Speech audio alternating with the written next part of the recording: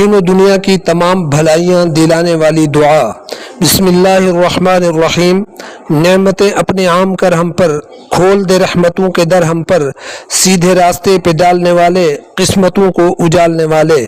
جو لوگ اللہ سے سوال کرتے ہوئے صرف دنیا طلب کرتے ہیں اور آخرت کی ضرورت محسوس نہیں کرتے، قرآن کہتا ہے کہ ان کا آخرت میں کوئی حصہ نہیں۔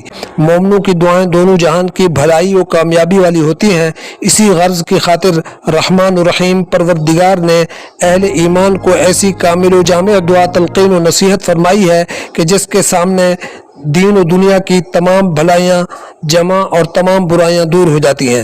دل جمی سے اس دعا کو ورد زبان بنا لینے والا انشاءاللہ کسی صورت ناکام و نامراد نہ ہوگا۔